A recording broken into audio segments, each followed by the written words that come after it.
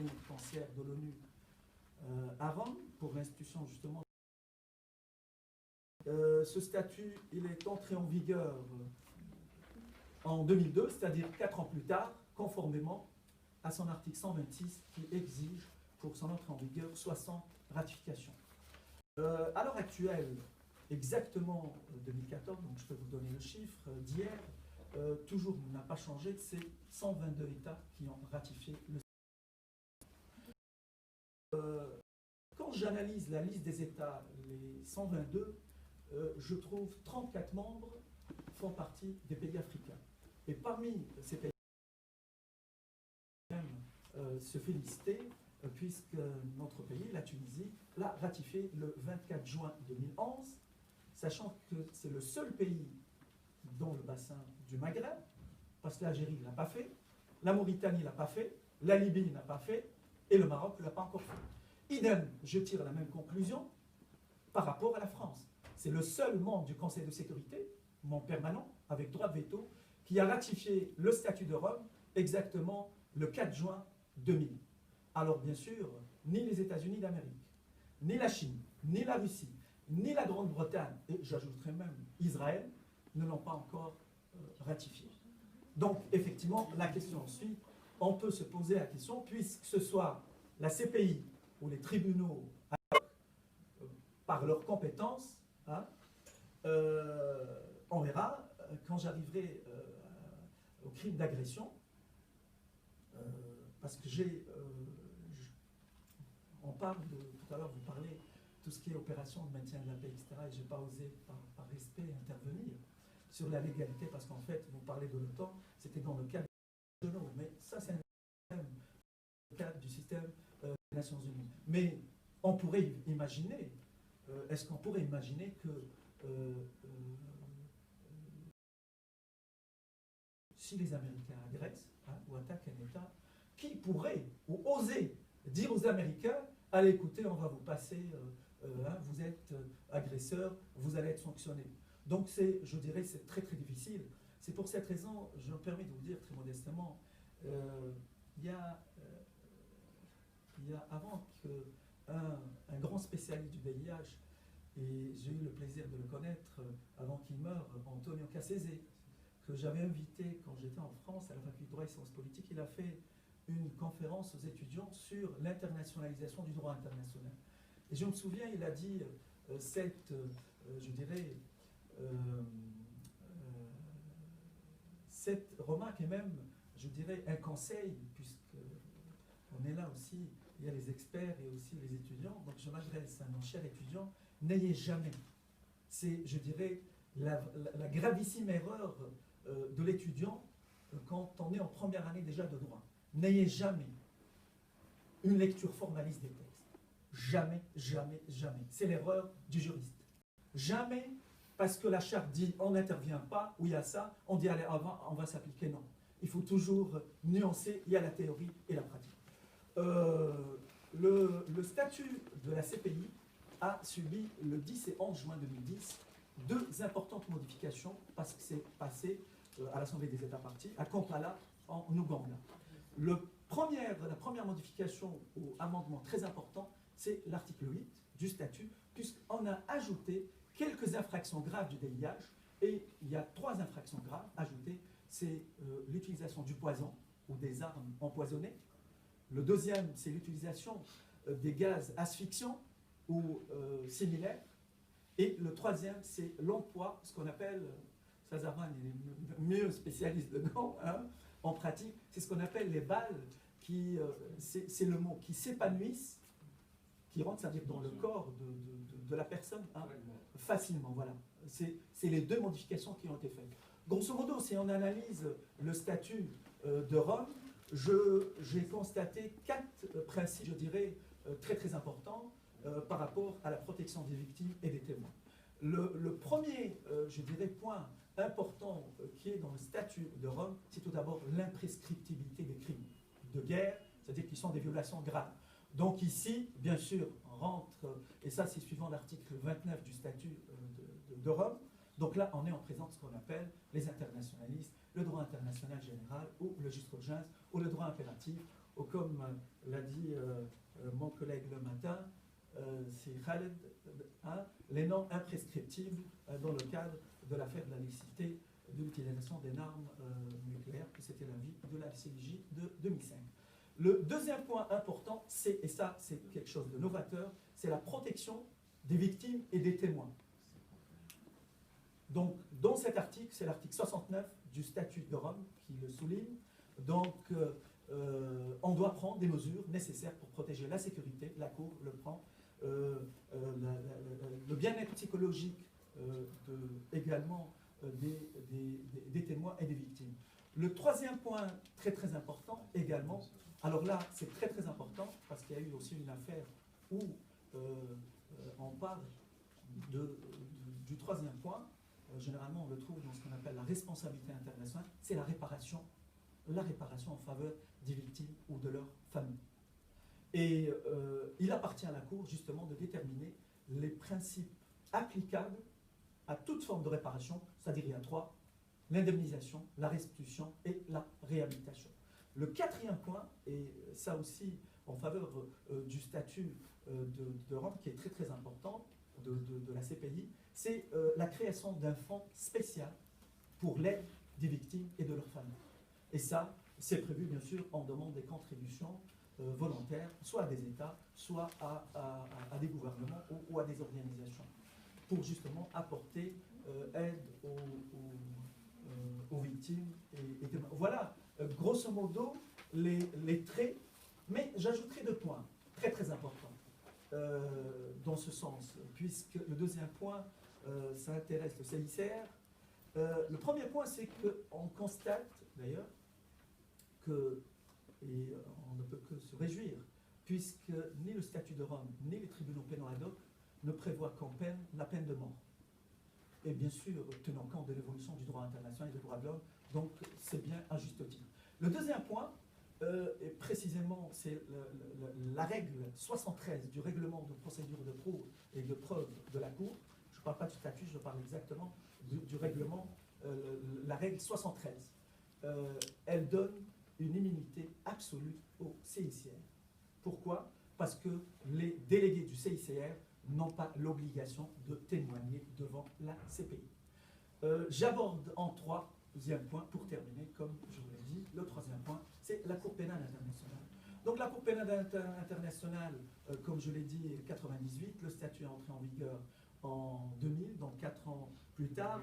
Elle est compétente pour les crimes de guerre, les crimes contre l'humanité, et également le génocide, et bien sûr l'agression, l'acte d'agression, puisqu'il a été ajouté en 2010. Sachant que l'agression, que je le précise, la définition de l'agression, elle reprend pas mot pour mot ce qu'il y a dans la résolution de l'Assemblée générale, la fameuse 3314 du 14 décembre 1974, c'est-à-dire l'invasion ou l'attaque, hein, mais on ajoute par la suite un autre paragraphe, le fait même de permettre à un État d'utiliser le territoire de notre État pour attaquer, c'est une agression. Parce que dans la résolution 3314, il y a deux types d'agression, soit l'attaque ou l'invasion par les forces armées du territoire d'un autre État, ou bien les bombardements par les forces armées du territoire d'un autre État. L'autre point important dans la CPI, et aussi, je ne dirais pas originalité, mais c'est les limites de la CPI, c'est que la CPI, au niveau de la saisine, elle ne peut être saisie que par un État, le Conseil de sécurité ou le procureur, hein, mais le procureur aussi est limité par la chambre préliminaire, sauf avec l'accord de cette chambre qui doit délivrer l'autorisation pour mener un mandat pour faire des enquêtes. Autre chose, dans la CPI, le statut, puisque c'est une limite, elle n'est compétente qu'à l'égard des infractions qui sont produites après l'entrée en vigueur. Donc pas avant, c'est-à-dire après l'entrée en vigueur du statut de Rome. Et bien sûr, l'autre point, c'est que les responsables et criminels doivent être poursuivis, mais simplement aussi dans la saisine, soit par un État qui a ratifié, parce que l'infraction doit être faite par un État qui a ratifié le statut, ou bien par un de leurs ressortissants. Mais bien sûr, ces deux conditions vont tomber à l'eau lorsque le Conseil de sécurité va déférer l'affaire à la Cour pénale internationale. Donc là, c'est tout à fait autre chose lorsque le Conseil de sécurité entre en matière. Bien sûr, la grande différence entre les tribunaux pénaux internationaux ad hoc et la Cour pénale internationale, ça aussi, l'autre limite de la CPI, c'est ce qu'on appelle le principe de complémentarité. La CPI ne peut se dessaisir, ne peut dessaisir une juridiction nationale pour elle-même, c'est-à-dire juger. C'est pas possible. Alors que les tribunaux du Rwanda, ou même de l'Haye, ils ont ce qu'on appelle la primauté de la juridiction, c'est-à-dire de ces tribunaux sur les juridictions nationales. Et ça, si vous voyez les deux statuts, l'article 8 pour le premier, le statut, et l'article 9 du statut pour l'Haye. Donc voilà, ça, c'est très important par rapport à ces modalités de saisine. In fine, si j'ai à dire, en réalité, en analysant très attentivement, depuis, parce qu'en fait, en vérité, si on remonte à l'origine de la CPI, en dehors des États, c'était le projet de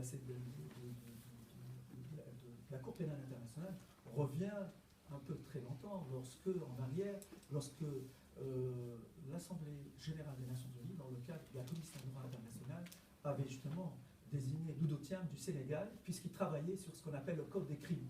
Et à l'époque, dans un article, le rapporteur avait proposé pas une Cour pénale internationale, c'est plutôt une Cour criminelle internationale. Le mot est très fort. Donc les États, bien sûr, en coulisses, on dit voilà, ça peut pas être parce que ça fait fort comme mot. Donc on a un peu, au niveau vocabulaire, on a temporisé, on a utilisé le mot de Cour pénale internationale. En réalité, on ne peut qu'être quelque part, je ne dirais pas pessimiste, mais se poser des questions sur une Cour pénale internationale, tout d'abord, qui n'est pas ouverte aux individus. Les individus ne peuvent pas la saisir, tout d'abord. Le deuxième point, en voyant tous les procès, quelque part, le bilan est maigre. Et je pense la seule affaire, qui est très importante, le verdict de 2012, 14 mars 2012, c'est l'affaire de Lugomba, Thomas Lugomba, celui qui est le chef milicien de la RDC, qui a été condamné pour la première fois, justement pour crimes concernant l'enrôlement des enfants de moins de 15 ans dans les conflits armés, puisque vous savez, c'est interdit. Mais il y a l'autre limite qui est très importante de la CPI, à part ce principe de complémentarité. Et je lisais il y a un mois de ça le dernier rapport qui a été fait par la Cour. Vous savez, la Cour pénale, chaque année, elle fait un rapport à travers son président à l'Assemblée générale. Je lisais, je vois les affaires. C'est un rapport qui fait 10-12 pages, il y a un mois de cela. Et ce qui m'a frappé, c'est qu'il y a aussi une limite grave de cette CPI, c'est la non-coopération des États. Je vous cite trois exemples concrets, parce que je suis aussi l'actualité, c'est ça aussi notre travail en tant que juriste. Non-coopération d'un État que vous connaissez très bien, le Soudan par rapport à al-Bashir. Et pourtant, en 2013, al-Bashir, on le trouvait sur le territoire de deux autres pays, le Tchad, qui a déjà ratifié le statut d'Europe, et l'impunité totale.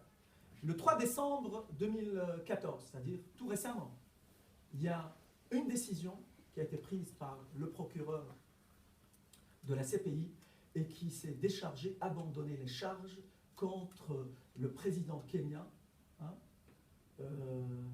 pour crime contre l'humanité. C'est une affaire tout de suite. C'est le 3 décembre 2014, c'est-à-dire c'était la semaine passée, parce qu'on n'a pas trouvé assez de preuves pour l'inculper de crimes contre l'humanité. Enfin, alors le dernier, il est arrivé hier, et je pense c'est bien parce que le CICR m'a fait travailler, ça aussi c'est notre boulot en tant que juriste quelque part. Alors hier, le 10 décembre 2014, puisqu'il y a une affaire qui est très très importante, ça concerne l'affaire du fils de Kadhafi, oui, Saif al-Islam. Donc, comme il n'y avait plus de coopération depuis Beirut et la Libye, et ça c'est très intéressant ensuite de voir peut-être les conséquences, la CPI a décidé hier de déférer l'affaire au Conseil de sécurité. Bien sûr, au niveau de crimes d'agression, qu'on le veuille ou non, priorité au Conseil de sécurité, parce que la Cour, avant d'intervenir, il faudra qu'elle puisse consulter le Conseil de sécurité. L'article 24 de la Charte de l'ONU, c'est le principal responsable du maintien de la paix et de la sécurité internationale. Voilà, je vous remercie de votre attention. J'espère que je suis ouvert à toutes questions, éventuellement, si vous avez des questions ou des interrogations. Oui, Bon, peut-être bien que, bien évidemment, on saisit notre présence là pour, bien évidemment, recueillir le plus d'informations pour, bien évidemment, par la suite les faire passer à nos étudiants. En fait, cette saisine sur la base de l'article 13, paragraphe B, c'est-à-dire la saisine par le Conseil de sécurité. Vous avez parlé, si vous voulez, du refus de coopération avec la CPI concernant l'arrestation de Omar al-Bashir. Plus grave encore, c'est le refus de l'UA de coopérer. Lors de la conférence de Tripoli, ils ont clairement dit on ne coopère pas avec la CPI. Pour une simple et unique raison, c'est que l'article 13, paragraphe B, il est en contradiction avec la Charte des Nations Unies. Ma propre, bien évidemment, interprétation des choses. Parce qu'en fait, le Conseil de sécurité, cet organe exceptionnel quand même, qui est chargé du maintien de la paix et de la sécurité internationale, le seul organe qui a la possibilité d'utiliser la force, il doit trouver le fondement de sa compétence dans la charte et exclusivement dans la charte. Certes, il a le droit de faire une interprétation de la charte, c'est-à-dire de l'article 41 et l'article 42, parce que bien évidemment c'est très bien que l'article 41 et 42 ont cité les compétences du Conseil de sécurité, non pas d'une manière limitative, mais si vous voulez, donc le Conseil de sécurité quand même a le droit, si vous voulez, d'élargir sa compétence. Mais quand même, il doit rester dans le cadre de l'article 41 et 42, c'est ce qui a été confirmé par la Chambre d'appel du tribunal pour l'ex-Yougoslavie dans l'affaire Tadic, lorsque la Cour a été appelée à examiner la légalité de création d'une juridiction par le Conseil de sécurité. Mais là, c'est le problème.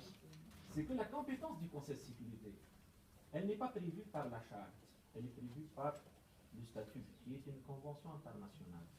Et que par conséquent, un État comme le Soudan, qui n'est pas parti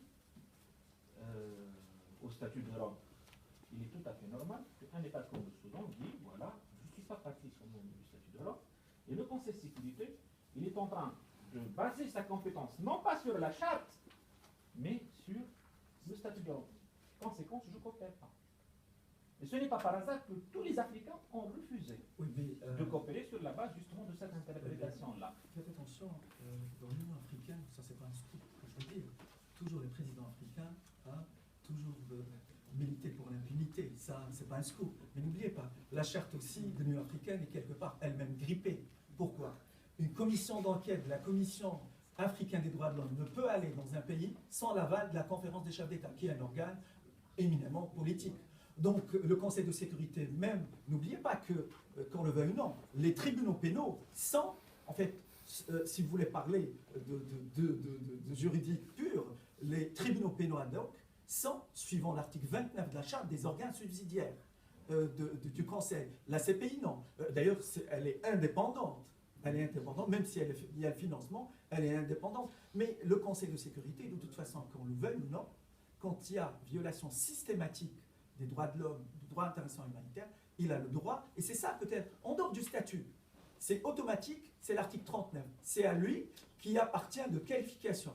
Menace à la paix, rupture à la paix ou acte d'agression. Et ensuite, il prend. Mais je vais même plus loin avec vous. Vous savez que le 15 juin 2015, si d'ici là on vivra, Inch'Allah, avec l'aide de Dieu, il y a toujours des imprévus dans la vie. Vous savez, on va fêter le 70e anniversaire de la création des Nations Unies, l'année prochaine. Et vous savez, même actuellement, pour abonder dans votre réflexion, je vais même la prolonger, on parle de démocratiser l'ONU. Notamment, la fameuse révision ne se fait plus depuis belle lurette. Vous savez pourquoi? Parce que la charte de l'ONU, c'est une charte rigide, et pour la réviser, il faut l'aval des 5 membres permanents, même pour l'adhésion d'un État. Donc, un peu, c'est le serpent qui se mord la queue. Et même, je vais même plus loin avec vous. Si on fait un équilibre, même avec les BRICS, les pays émergents, Afrique du Sud, Brésil, Chine, etc., ils veulent quoi? Ils veulent avoir une place au Conseil de sécurité. L'Afrique du Sud. Mais vous savez, pour dire d'un acteur qui est un grand acteur de la société internationale, il y a deux choses. C'est la puissance économique et le pouvoir décisionnel au sein du Conseil de sécurité. Mais moi, parfois on entend les Américains ici, on peut taper sur les Américains, il n'y a pas de problème. Mais s'il n'y a pas une force dissuasive comme les Américains, qu'on le veuille ou non, avec tous les méfaits, etc. Mais quel pays africain y part? Quel pays africain, la Syrie, à ma connaissance géographiquement, elle ne se trouve pas au Canada ou aux États-Unis, et pourtant les Américains interviennent. On laisse l'aspect un peu économique, et pétrole, etc., parce qu'il ne faut pas tout le temps sur ça. Mais qui voulait, les pays africains, citez-moi un seul pays africain qui pourrait être au Conseil de sécurité, d'autant plus que vous savez qu'il faut la dissuasion militaire nucléaire, l'Afrique du Sud. Et donc, moi je pense déjà, la CPI est là, c'est un pas en avant, mais il faudra aussi que les États au niveau national, dans les ordres juridiques nationaux, ils ferment, ils renforcent le code pénal par rapport à la torture, par rapport à ces infractions graves, et ensuite il y a coopération avec la CPI, parce que la CPI, quand elle a été créée elle-même, malheureusement les statuts l'ont limitée, les États, vous savez, parfois, moi quand j'entends l'ONU c'est un machin, il y a un livre l'année passée qui est sorti, édition Fayard, supprimer l'ONU. Pourquoi supprimer l'ONU? Mais attendez, il ne faut pas aussi, je dirais, rêver et divaguer. L'ONU, c'est les 193 États. Qu'on le veuille ou non, c'est une organisation politisée.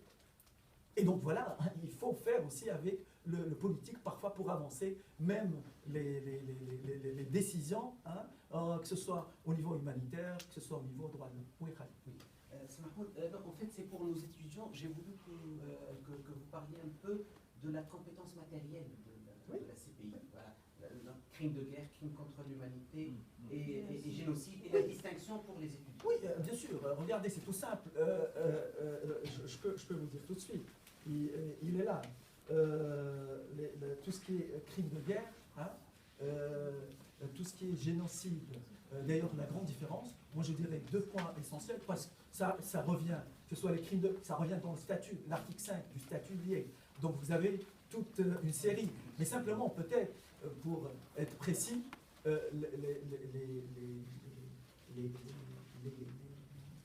les crimes contre l'humanité par rapport aux crimes de guerre, il y a le critère, vous savez, de systématisation. C'est critère de systématisation, c'est-à-dire de violation systématique. Mais sinon, de toute façon, même pour leur cas pratique, bon, ça, si, je ne sais pas si ça sera un conflit armé interne ou international, ou je ne sais pas, mais de toute façon, par rapport à la CPI, le CICR a mis à leur disposition tout le statut, etc., ça au ceux de creuser. Et donc moi, j'ai déjà fait la distinction, même le génocide, vous savez, le génocide, quand on fait le distinguo avec les autres crimes, c'est la haine de tuer. Et d'ailleurs, on a l'exemple, les Hutus et les Tutsis au Rwanda. Donc la haine d'exterminer une population telle. Voilà, donc aussi, à partir de demain, ce que je souhaite à tout le monde en chance, il faut voir, une fois le deuxième jour, potasser aussi, on est là, bon, c'est un peu général, précis sur certains points, mais on ne va pas aussi vous donner, je pense, parce qu'il faut un effort à faire, et ça c'est une compétition, voilà. Oui, Zervan. Moi, en effet, je voulais juste revenir, il l'a fait pour moi, donc voilà, je vais voir les statuts de Rome.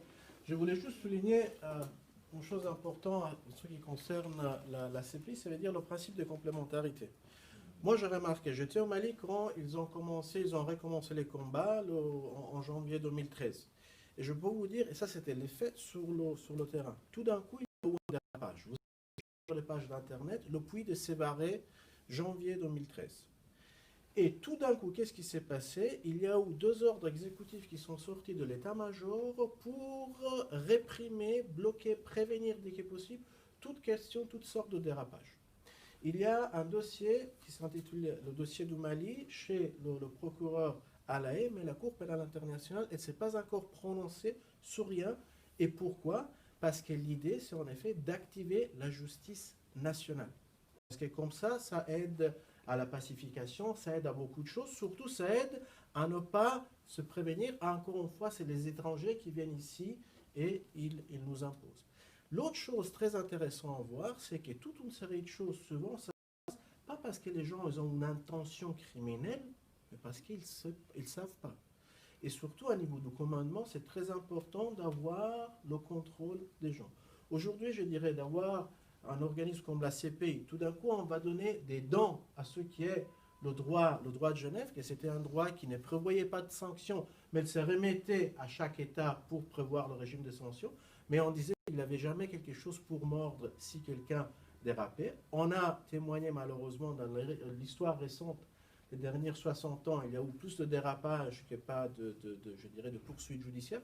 Mais aujourd'hui, ça c'est épocal. Ça a changé vraiment l'attitude à ne pas souligner le poids de l'opinion publique internationale. Médiatique, ça ne va pas trop durer longtemps, mais je dirais si on commence bien, après on se rend compte que tout cela est dans l'intérêt d'un État. Et on parle toujours d'intérêt des États, que ce soit politique, économique, financier, ce que vous voulez. Jamais à souligner les leçons de Machiavelli. Il avait tout compris. Et c'est de bien faire et d'aller démontrer à tout le monde qu'on est dans le cadre correct. Si on parle de l'Afrique, et c'est ici que je trouve qu'il y a énormément de différences. Regardez les coups d'État d'il y a quelques années, les gars gardaient ces uniformes. Aujourd'hui, il y a un coup d'État, il y en a encore, mais tout de suite, ils démissionnent, ils se présentent en civil, ils gagnent les élections. Et on joue le jeu. Le président mauritanien, la Mauritanie a été mise sous embargo, ostracisée, finalement, c'est le président aujourd'hui de l'Union africaine. La politique, elle est aussi très rapide, et l'idée, c'est d'aller de l'avance. Et quand on parle des États-Unis, c'est vrai que les États-Unis, les militaires américains, peut-être qu'ils ont plus de possibilités de s'échapper à la justice internationale, mais peut-être qu'ils ne vont pas échapper à la leur. Mais la manière de laquelle je souligne quand je suis avec les Mauritaniens, les Nigériens, les Maliens ou même avec les Tunisiens ici, dans la salle, je ne vois pas trop d'Américains. Donc en effet, on est les plus faibles et on est celui qui a le plus d'intérêt à connaître le droit des conflits armés pour se préparer, pour se présenter préparé face au juge. Voilà. Merci. À vous. Merci à vous. Donc, je vous avais prévenu, ça allait être consistant, c'est une journée assez chargée. Mais heureusement que vous avez toute la nuit pour laisser décanter toutes ces idées dont vous aurez besoin. Je crois que vous êtes tous d'accord avec moi pour dire un grand merci à nos chers enseignants, donc Simon Tassaz, Khaled, Mahmoud, mes collègues aussi, donc, pour leur présentation. Je remercie aussi les membres du jury qui entrent en action à partir de demain. Et puis, voilà, donc on va avoir la pause café, mais ne vous éloignez pas trop parce qu'on a quelques questions logistiques à voir avec vous. Rim va vous donner un peu vos couleurs parce qu'à partir de demain, on ne parlera plus des facultés de sciences de Tunis. On parlera couleur jaune, vert et bleu.